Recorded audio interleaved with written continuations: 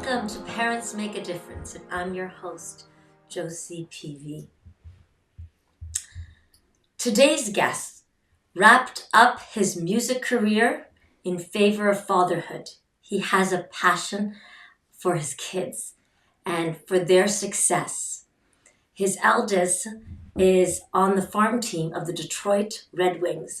I'd like to welcome today Nick Lombardi. Nick, welcome to Parents Make a Difference. Hi, Josie. Thank you for having me. I hope you're having a wonderful day. All good, all good. I'm glad that you're here to join us. I wow, to leave your music career because of fatherhood. What Well, what was one of the things that drove you to do that? well, it's funny. I'm going to quote John Lennon: "Life is what happens to you while you're busy making other plans." Right? And there's nowhere you can be that isn't where you're meant to be. Those are two strong John Lennon quotes. So I wouldn't say I totally abandoned my music career to be a father. God was kind of steering me that way, and it seemed like a lifetime of work had reached its zenith, and all of a sudden it seemed, just when I seemed I was it seemed like I was walking through the door and was going to have success with what I was trying to achieve. Everything started to fall apart around me instantaneously. It seemed like 12 years of work, or a lifetime of work at that point. um, Everything suddenly said, no, you're not going in this direction. And while it was happening, so I had signed international distribution and publishing. My next record was set to be released. It was going to be a global release, and just as that was all happening, it started all fall apart instantly, like as fast as it could be. One bad thing after another, bang, bang, bang, and all of a sudden, I had news that we were expecting a baby, and we weren't ready for it because it was unexpected in a sense, right? But again, there's nowhere you can be that isn't where you're meant to be. And when I found that out, I realized that I didn't want to do anything else except for try to be a good father, right? And try to be a good husband. And I knew I had my work cut out for me because I'd spent my whole life now in this path, and suddenly it had crumbled. And I had this little baby on the way. So I had to get out there and try to learn a trade. And I just wanted to spend whatever time I had away from trying to develop as a carpenter. I wanted to spend it with my newborn son. And I was blessed. We were blessed, Jessica and I. We were blessed with Amadeus. And I often, like, he gets upset with me if I say, "Oh, you're my heart." "Oh, don't say that to me. What about my brother and my sister?" And I says, "I would never have your brother and sister without you." Right? You led us into this path. You helped bring this love into our life, right? And we're very blessed to have. I have, my middle daughter is Symphony, and my youngest, my bear, is 15. His name is Ulysses. And all that crumbling around me, the life that I was building, led me to this love. Mhm. So just when you think the world is falling apart, it's actually building itself around you, right? And it took me a long time to really see it all in a big picture, right? Because we all get caught up. We get caught up in, this should have happened like that. If this didn't happen, and this person didn't do that, and this didn't, we would have been like this, and that should have been like that. It's nothing like that. It's exactly where you're meant to be, where you are right there. That's your path. And I truly believe we're all on this path. And I could be wrong. I'm not sure. I don't have the answers, but I tend to feel that we're all on a spiritual path to try to find our capacity to love. And I Mhm. don't mean like romance and flowers and lingerie and stuff like that. I mean, how well can you really understand someone else, right? What is your capacity to be conscientious and compassionate? Can you forgive, right? Even when you're angry, right? Can you let go of those things and look at really what's in front of you, right? And we all struggle with it day to day. That's the whole point, right? We have to get through that day, learn, teach, feel, express, and get to the next day where we're going to do it again. And we're Is going that to keep doing it until we find our ascension. is that some of the lessons you're trying to teach your kids? Yeah, through the good, the bad, and the ugly. Through the good, the bad, and the ugly, right? Because life is like that. Um, Mm-hmm. Amadeus had a really long conversation with me last night regarding um, the conversations that you have day to day with God, right? And he said to me, I'm going to quote him. He says, spending so much time away from home and always being on my own, I don't always have someone to talk to. So I find myself talking to God more often than I talk to anybody else. Mm. And I find that my day to day interactions revolve around the relationship I'm building. I thought that was really inspiring because I've had my battles with with faith, God. Mm-hmm. God, my son's name is Amadeus for a reason because I had battles before his birth, right? And in Latin it means love God. And I wanted to make like a spiritual bond or make a peace offering and say for all my hubris, right? And all my ego, let's not infect this child. I'll take my my whatever it is, my retributions or my lessons, but I want to keep this baby out of it, right? So I named him Amadeus at the last minute, right? His name was going to be Ulysses, and he became Amadeus at birth. Right at the hospital, he became Amadeus. You've shared some stories with me, and I know that you've you've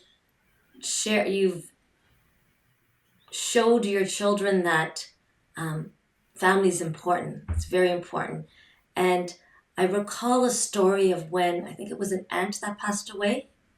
Was it an aunt? Yes, yes, it was my And that aunt. parents, just what extreme your son knew that you were going to be there to help him to get to that funeral when he was in Michigan at the time. Yes, he was at the Traverse City Cup, and he had signed his entry level contract in December. So he was drafted in July, signed in December, and he's a what I like to call him a Cinderella man because he finds a way, and he's got to be at Traverse City Cup.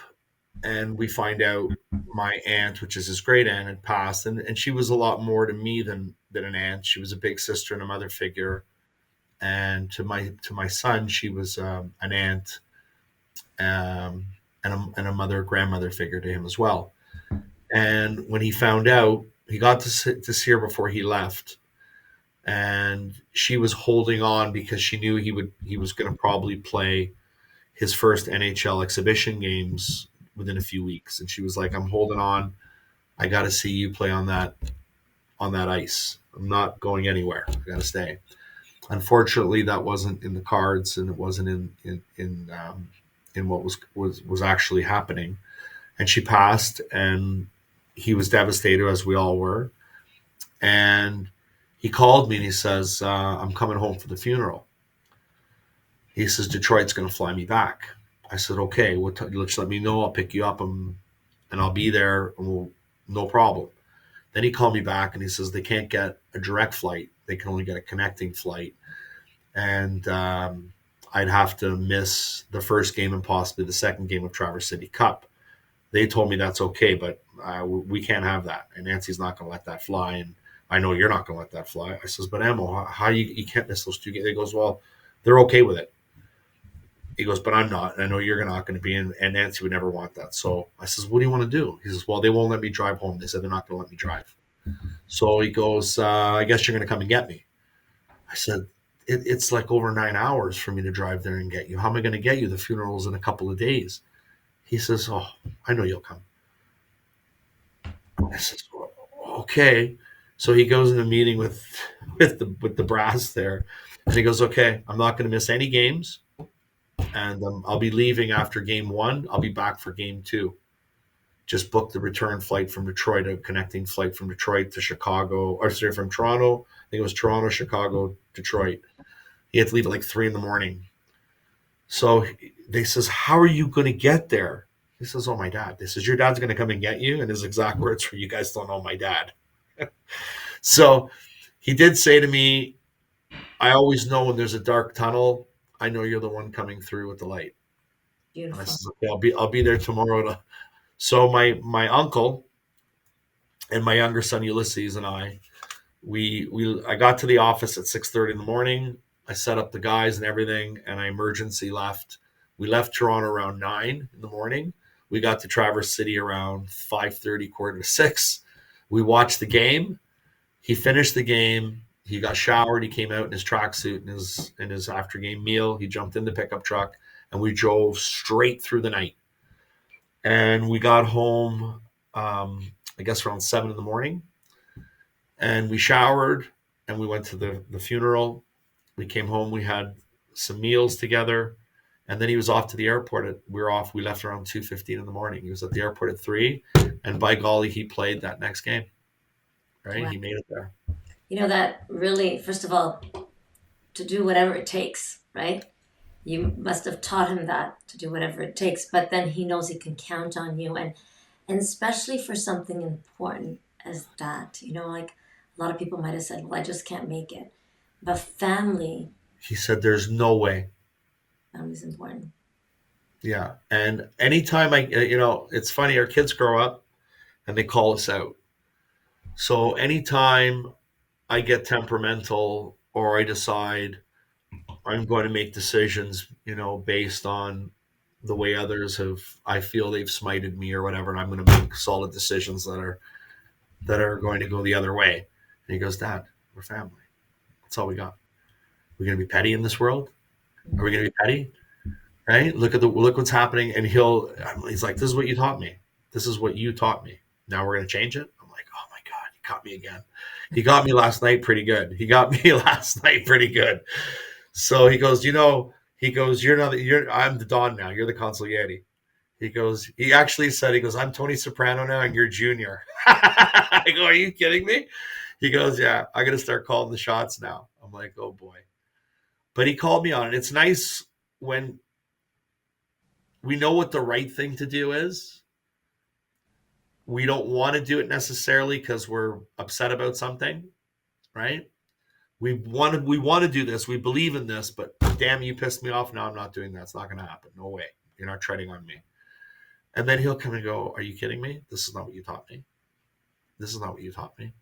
Yeah, Right? sometimes we need the message back to us, the message that we're giving out. We need to be reminded. Sometimes I Yeah, need. he gave me a couple of good shots with it. So he gave me a couple of good shots last night. So, but I can't take credit for it. His mom has helped him so much with his spirituality, like Mhm. so much, right? We have our differences, right? But she's helped him so much, all three kids, right? And they look to her for that guidance, right? And it's a blessing. They look to my parents. My parents are practically parents with them.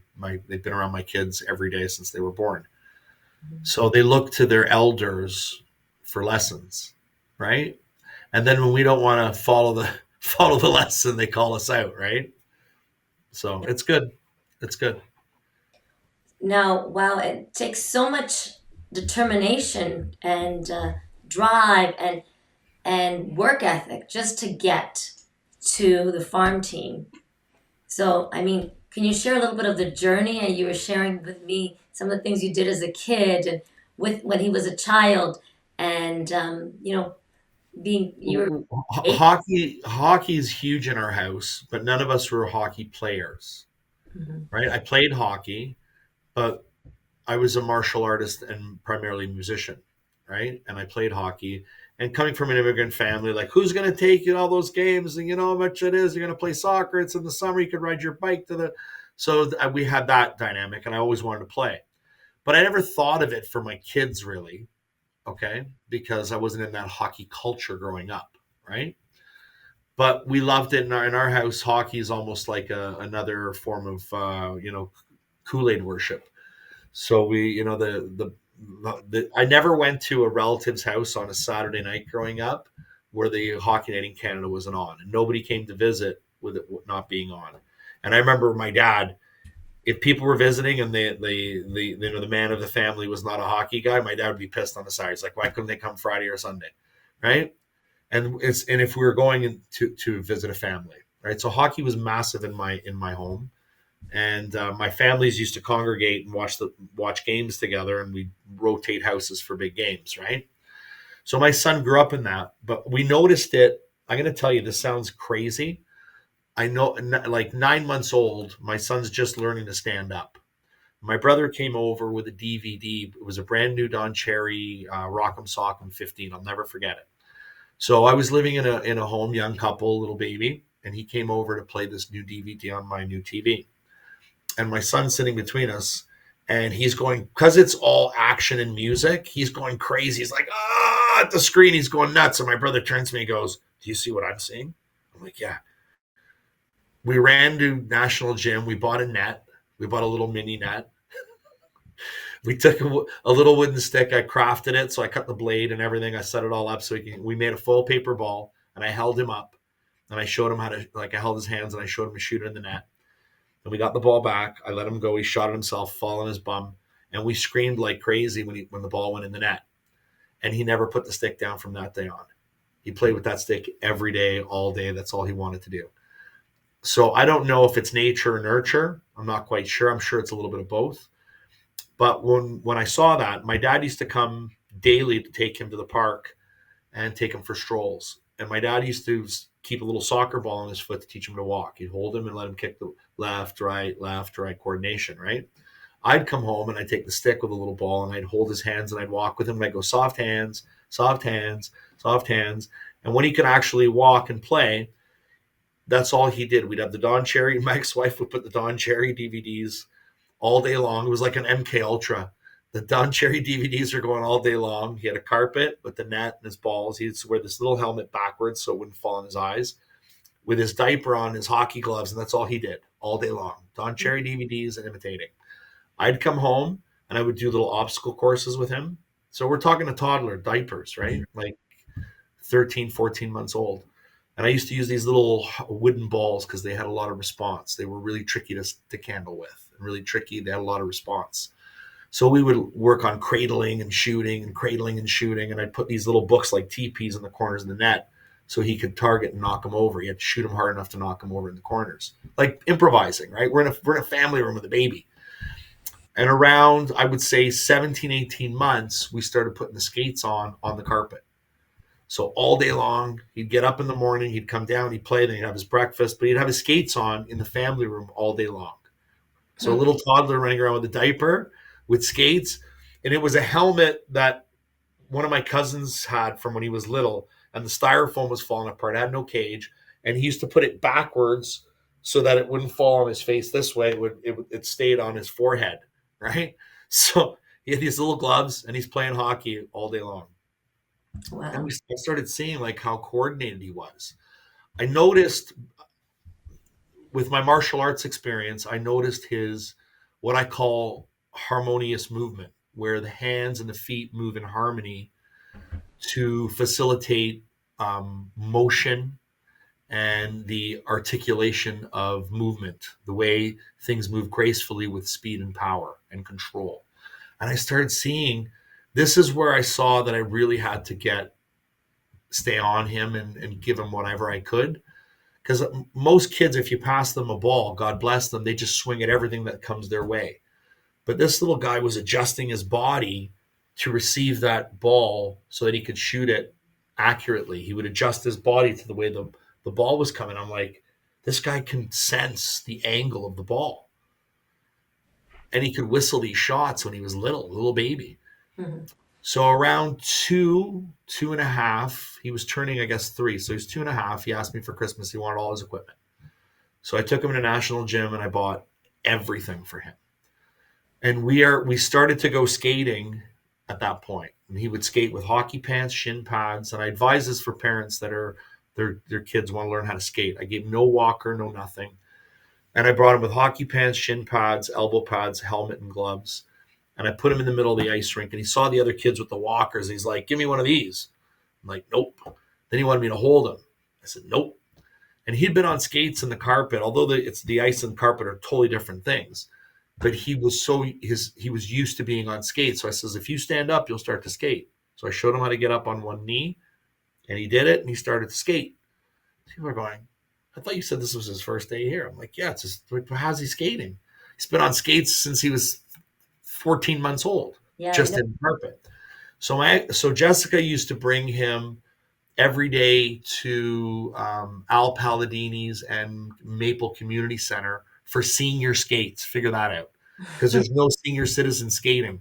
So she'd show up pregnant with my daughter with the stroller because he was still freaking 2.5 years old, right?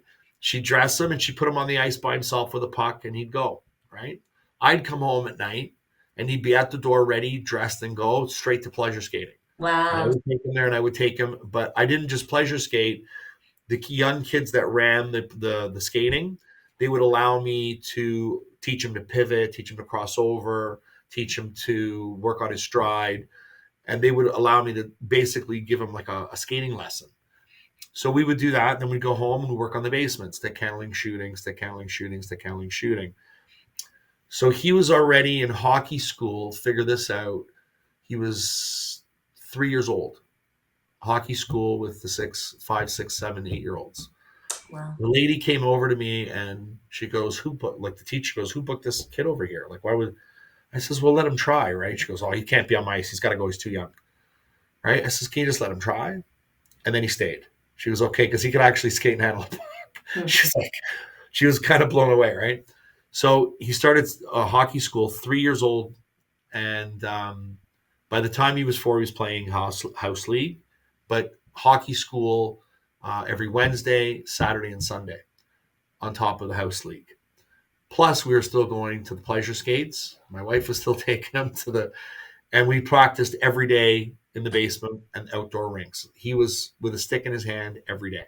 Wow. By the time he got to like 5 years old, there were stretches where he would be in skating school, like during March, where they have their March break camps. There were times where I had him 5 days a week in power skating. By the time he was done March, he was no longer skating with the 6, 7, 8, 9 year olds. He was skating with the 12, 13, 14 year olds. He was 15. He was 5 years old. By the time he was 6, he was skating with Dr. Smushkin, and that was elite Russian skating. And he just, you couldn't give him enough ice.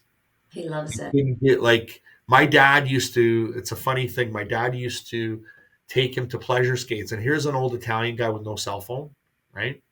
So he would go to a pleasure skate, and then Johnny wouldn't be back for hours. We'd be going, "Where's you?" My mother'd be going, "Where's your father with this baby? We don't know." But so he would go around. Once he was done at that pleasure skate, my son would want to skate more. So he would drive to other arenas looking to see if they had a pleasure skate. And if they had one, bang, he went on again. My dad used to take him to Nathan Phillips Square on Saturdays to skate. And then he was this little guy, this 3 year old ripping around. And when they wanted to clean the ice, my dad can't skate. My dad's got boots. So they couldn't get this kid off the ice. And my dad goes, "Oh, he goes, I'm not going to bring you no more if you don't get off the ice when they tell you to get off the ice." These grown men are chasing around this little kid. So, like they say, that takes a village. Everybody was contributing, but Yes. more so than anything, he pushed himself all the time.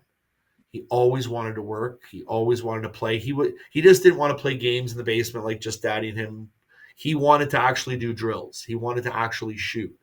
I used to blindfold him. At 4 or 5 years old, I used to blindfold and make him shoot without his sight. Anytime he looked at his stick, I knocked the ball away. I drove this kid.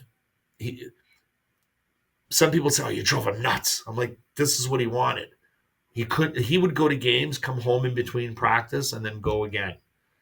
I just couldn't get enough. So really, he knew. And it's never changed. He's a workaholic, Yeah. right? So I remember you being creative, sharing a story of when COVID hit, and you started to be creative because thinking out of the box. No matter what we're helping our kids with, if they have a passion for something, it's important to see how can we help them on their journey, right? And to encourage them to think outside the box. You thought outside the box, so when he couldn't go to hockey, you started to do martial arts with him to help Yep. him build. Yep. Because, well, he had to miss So he signed with his OHL team. So he was drafted really, really late in the draft, and he ended up, going to rookie camp and main camp.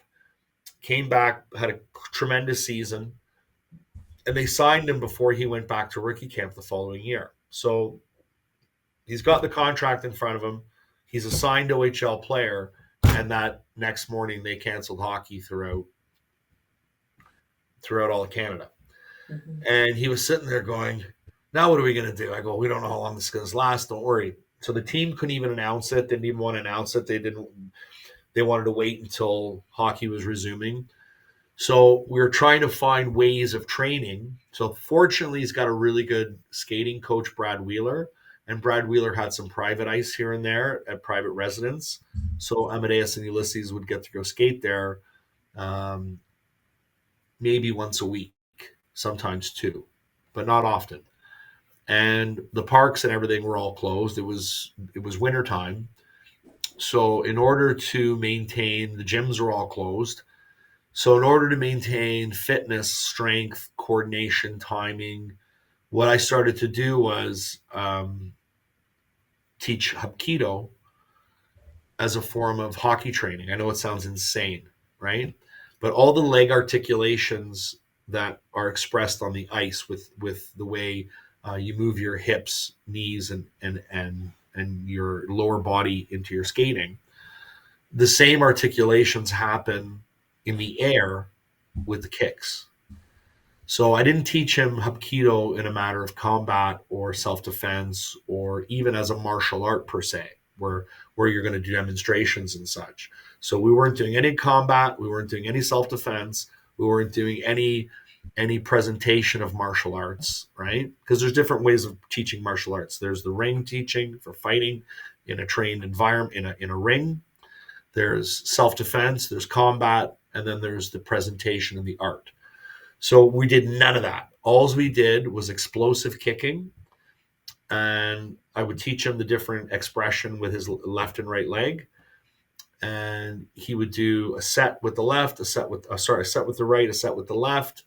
So many push-ups in the set. He'd have to jump up quick, hit the pad 5 times with each leg, breathe for a minute or two, and then do the next articulation. So we did outside kicks, inside kicks, roundhouse kicks, reverse kicks, stepping kicks, hook kicks. But it was all for flexibility, leg strength, and most importantly, balance and focus, right? Control of the leg muscles, because we did some of it really fast and some of it really slow. So you, So we found a way to keep the legs going Mhm. when there wasn't much availability to train under, I right? thought that was very creative. That was very creative. Thank you. And thinking outside the box, like what, like you didn't really have to help him to stay focused. No, we Like just you needed have we to like help. I just got to feed him work, right? So from when he was little, he was way ahead of the board with I guess with blessings, right? With IQ and ability to learn fast. Some people say to me like, what's the I go, I think it's the ability to learn quick and to be focused on always competing with yourself, Hmm. right? That's Making an yourself important thing right there, to always try to compete with yourself. I think right. that's a healthier way. Um, Yes, and then you can compete with others, and I think there's a healthy way to compete with others too, right? Mhm. That's at the end game. That's what keeps us moving forward as a species, How did right? you help him to gain the confidence? I mean, you gave him, we want to encourage our kids. We want to create a confidence that they can learn, that they can, if they're in a struggle, if they have to, if they're stressed over something, that they can move through it. Well, what I always like to instill, even with the younger, I've worked with a lot of hockey players over the years, right? I was already teaching martial arts at 17, right? So I've worked with a lot of hockey players over the last 10 to 15 years. And the one thing I always want to tell them is this, right? Know who you are. Know who you are. And there's a very famous quote from God, know thyself, right? So I really believe that everything you need to know is inside of you. I believe you start to personify that which you love and admire. You can personify that which you wish to achieve, right? It's like the universe is not outside of you, it's actually inside of you, right?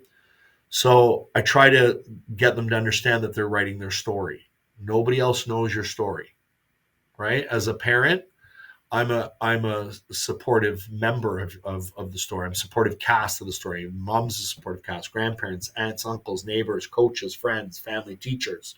Everybody's we're all playing a role in each other's journey, right? And we're all teachers and students at the exact same time, simultaneously, all the time, right? So what I want them always to know is know who you are. I tell them to this day, know who you are. What's your name? Who are But you? is Right? that Know who you are. what about if they're on this, they don't know who they are. They don't have the confidence. What would you how would you bring out that confidence, let's say in other players that maybe you come across, because they're still Well, getting to know it, themselves. it's there's a few ways to do it. Usually, it pertains, in my experience. I can never make a cookie cutter approach to helping everybody find their confidence the exact same way. Mm-hmm. So, that being said, the first thing that I like to do when I'm working with young athletes or young kids, doesn't matter what it is you're teaching, it's irrelevant, right? Uh, Whether it's a layup, a slap shot, to ride a tricycle, it's all irrelevant, right? The actual relationship between the student and the teacher and it being symbiotic, right? When kids know that you actually see them, when kids know that you actually hear them, when kids know that you actually care about them, and you can push them, you can push them really hard, right? And I don't mean push really hard like to make them fucking fall off a cliff, right? I mean they start to understand the response they get from you when they're exceeding their limit, okay? And once they start to find that threshold inside them that goes, holy geez, I did more today than I ever thought I could do, Mm-hmm. right? Once they feel that for themselves, I tell them, I can't be the voice in your head. My first job is to eliminate all the other voices in your head. We have a voice together, and eventually it has to be your voice. I have to be gone too, What do right? you mean? What do you mean by eliminating other voices Well, when you say that? especially in something like hockey or combative arts, if you're thinking, you're way too slow. You're way too slow. Way too slow. The game is metaphysical in its essence. It's happening on multi timelines, right?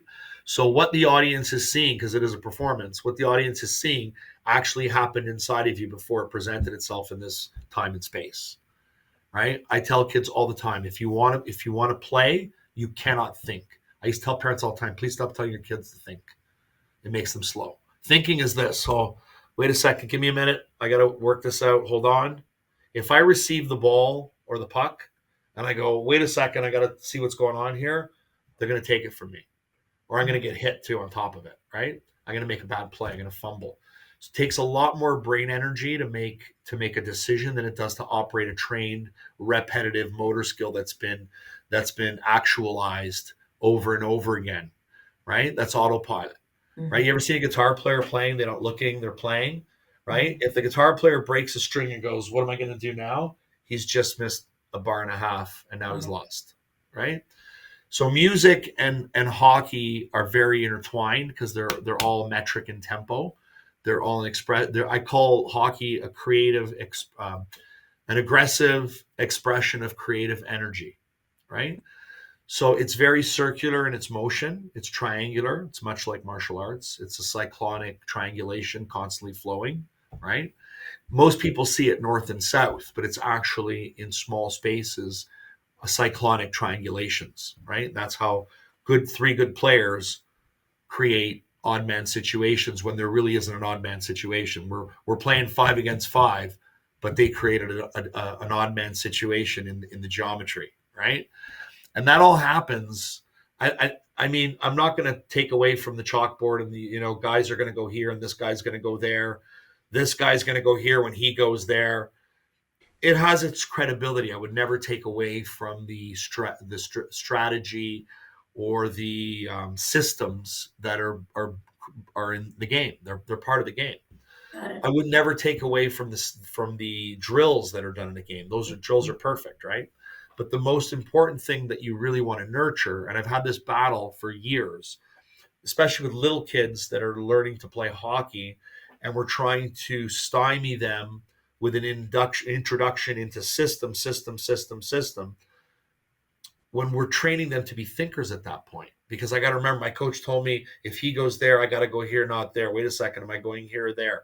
We're conditioning a whole whack of them to be thinkers, right? When we really want to be nurturing their intuitive voice. So is that, how do you take that to the outside world and outside of hockey? Being more intuitive, being more, maybe listening to, It's look, I never. We're going to get to intuitive. So okay, we anytime, won't go there. I, yeah, intuitive is that voice you have in your. I believe there's a few intuitive voices. There's your gut, there's your heart, and there's your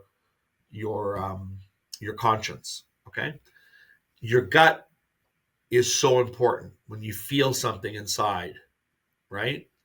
Your heart will propel you to be part of that or not, right? That feeling, right? And your consciousness will organize that feeling into how am I going to react now, right? But the feeling, if you're not operating on intuition and instinct, you're missing your connection with the divine. I believe the divine speaks to us that way.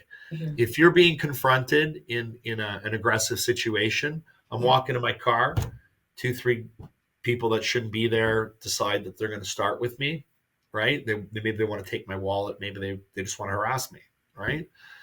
If I start to think about what do they have, should I run, should I go, what should I do, are they danger? If I start to think, they're going to get closer and I'm going to be a little more in shock. Mhm. But if I just trust my instincts and I go, okay, there's three, that guy's the ringleader, and I just start to sense, I know my space.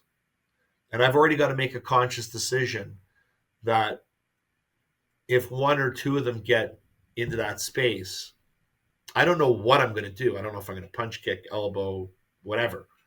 Doesn't matter. I don't need to think. I just need to know that that's the line. Once they step into that line, into my subconscious takes over.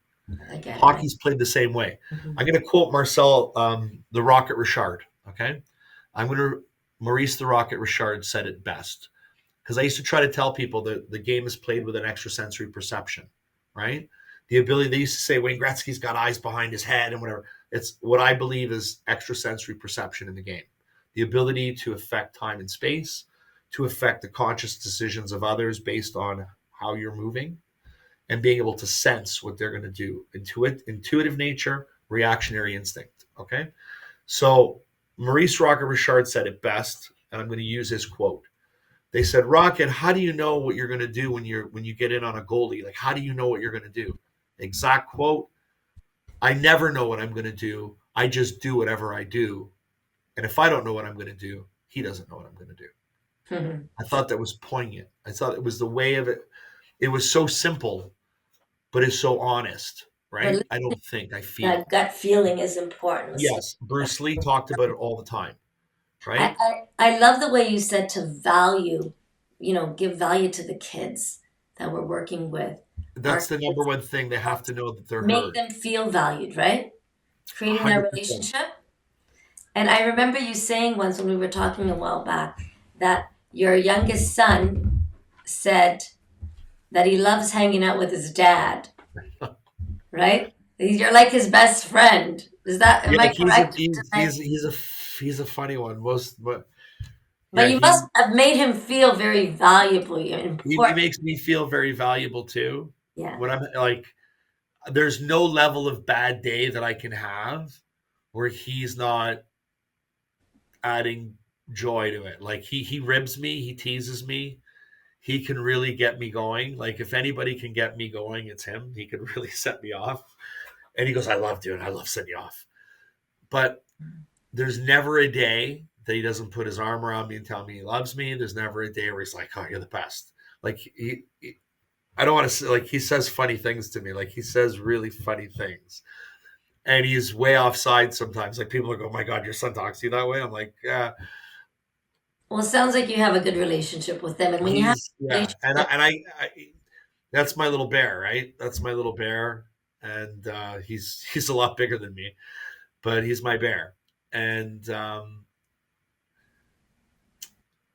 he tells me all the time, and I said, dude, you're the nicest person in the world to me, right? No matter how crappy I could be that day, Yuli never wavers. Ulysses never wavers, right?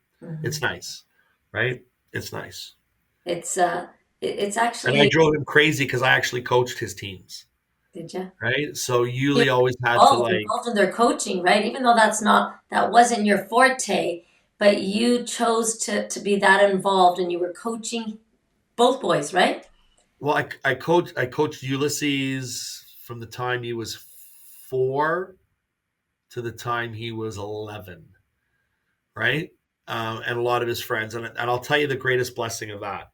I got to meet so many amazing families and kids, and I still have relationships with those families and kids. They changed my life. There was a little bit, hard period for our family. And a lot of times they would, thank you. I'm like, you have no idea how much more you do for me than I actually do for you. Oh, that's so beautiful. Right. And That's I had these kids, there was a, there was about 3 or 4 years where I had a really steady group. And I used to say I had the best families in hockey and I had the best kids. We weren't always the best team, right? We had some pretty good runs and we had some success as far as winning championships and stuff. mhm. But where the real value was, like, we had a one away tournament where we rented all these cottages in Peterborough for an early bird. And we had like team barbecues. We were on the lake. And to have all the kids in like a cottage environment at a tournament with all the families we had this massive barbecue going and meat and things, and it was a kid's birthday, Mr. Lovey, and to have all the kids there together, and it wasn't like hotel rooms, and it was more family oriented. I Mhm. had the best families. I had the best families, and those kids allowed themselves to be challenged and pushed. And most kids that played under me know that I really expect a lot of effort, right? If you Tremendous amount of effort and will. And they pushed and pushed, but I never let them leave the arena without every kid getting the good, the bad, and the ugly that day.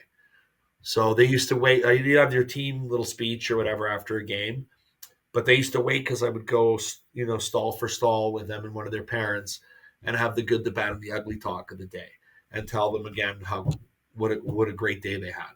Right. So you can push someone, right? You can push them to do more. You can push them to skate harder. You can push them to go until they can't take no more. But they can't do it again tomorrow if you don't iron out the relationship or make sure that you saw. They have to know without thinking, did he know that I tried my best today? Did he know that I killed myself today? mhm. They have to know you see that effort. They have to know that you see that commitment to what they're sharing. So you And I always, okay, sorry, that you acknowledge that, then you make sure. every single time. You cannot let them leave the building and you got to say it in front of their parents.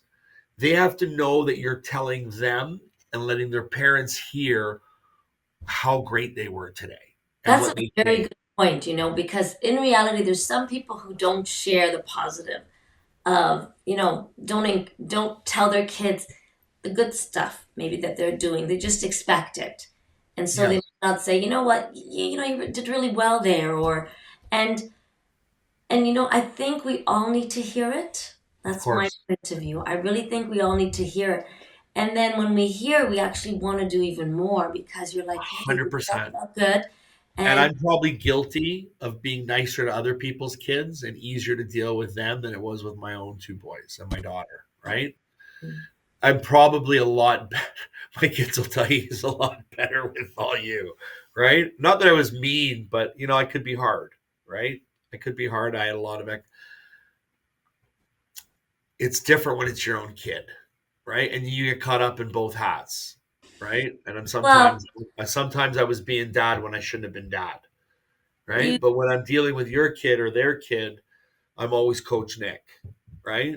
And I can be stern, and God knows whoever played for my teams know they were going to skate. And when they thought they skated too much, they were going to skate more. When they thought that was too much skating, guess what? We're skating more, and we were going to skate until there was no skating left to be skated, right? So they knew they were going to get pushed. And I've had kids that unfortunately have to cut at one point, but when they're still close to you and how hard it is. I'm going to tell you, how hard it is to let a kid go from your team that you really care about and you really love their family and you don't want to cut them, but they can't play at the next level. yeah.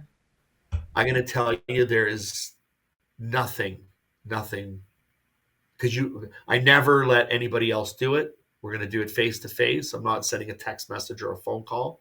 We're going to sit down. I'm going to explain to you what my reasoning is, right? That was the hardest part of coaching. But Well, when you still have a relationship with those kids and and to this day, 10 years later, right? One of the one great kid, I loved him. I used to call him I used to tell him, Ronnie, get out of the canoe and get in the love boat. So that was when he was coasting. Get out of that canoe and get out of that canoe and get into the love boat, right? So anyway, he went on to another team, and his dad asked him, he's like, that was a pretty, your first practice. That was a pretty hard practice. He goes, oh, that was nothing. He goes, I had Coach Nick for 2 years. He goes, this practice that's, was easy. He goes, this is easy, right? you were tough. You were So tough. But you know what? You can tell that relationship was very important to you and that you cared about the kids and just for your own kids they're to know still that. my kids, Bella. They're Yeah. still my kids. And I see most of them. I have still dealings with their parents. And I still, not that I have answers, but when they need to bounce an idea regarding their path athletically, I'm happy they call me. I know it's crazy because I'm no. like, who the am I? Like, let's be honest, right? But you know But what? It's the relationships that you I'm put. like I'm It's like that. such it seems. I told them all the time, I will be your coach until I'm 99, 100 years old, and you can come see me at the old folks home. Right? I'm I will always be your coach. I'm hoping that the parents out there see the importance of relationship. Your child doesn't have to be a hockey player, a professional hockey player. Or a pianist or a guitarist or Yeah, whatever, right? whatever, but the relationship between us and our kids to have them feel valued and important. Then will, then we can show them or at least help them see that they can become more than who they think they are because there's so much potential in all of them. We help them create that growth mindset that whatever they're going through, they can move through it, that they can learn. If there's something that they're not doing well, that they can learn, they can figure it out. We can give some ideas, we can give some guidance. But that relationship is so much more important than people think it is. I 100%. love that you have that. So thank you so much, Nick. You're Really, just hearing absolutely your welcome. story. I hope I was insightful. I don't know. Sometimes I ramble, and my apologies if I did. I'm happy to share the what I've experienced. If it can help someone, I'd be more than happy to help. I don't need to know someone to help them, right? Well, being If on somebody this comes to me podcast, today and goes, "Listen, I have a friend of mine who needs this or whatever," I don't need to know them, right? At the end of the day, I'm going to leave you with this parting thing. So, one of the toughest things to do when kids are little is share the puck, right?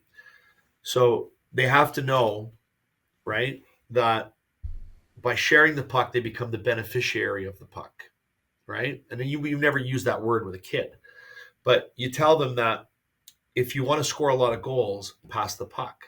And they look at you like, how am I going to score a goal if I've passed the puck? Right? Because when you move the puck to good spaces, right, you get it back in good spaces. I may pass it to you, you shoot. Because I keep going to the net, I'm the beneficiary of that rebound. Or I've passed it to you, you've passed it to Jacob or Tom or Cindy or Mary.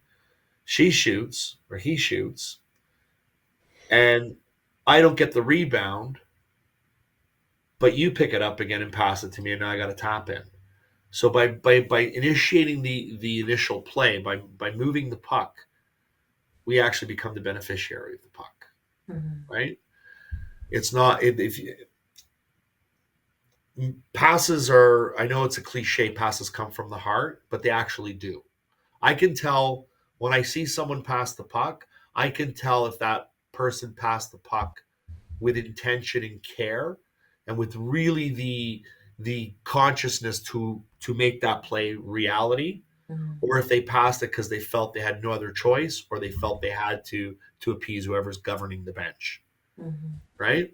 The Yeah. puck moves in a different way, Well, believe it or not, because we affect matter with our feelings. We affect matter with our feelings, and we're actually controlling time and space, mhm.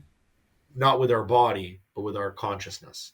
I know it's And when crazy. you give, it comes back, I believe. And 100%. so that's a 100%. great way to say that, children are, and even adults, sometimes we want to hold on to things, but when you give, you'll be more blessed. And just that skill in 100%. itself, you can teach our kids to be more givers, whether it's on, on the ice, whether it's at school, whether it's at home, but to be more givers. There's so many small lessons we can learn from each other, and no matter what field uh, we're working with, no matter. But that's why I love that as parents, and what we do on Parents Make a Difference is we learn from each other so that we can help our kids succeed.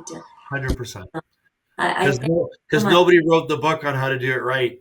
Yes, and We're, we're we're, all we're making it up as we go along. It's one big life jam night, we're right? all learning. Nobody's not sure what the chord progressions are, what the lyrics are going to be, but we got to sing along as we go, Yeah. right? So, Thank you, Nick, no, for thank joining us. you.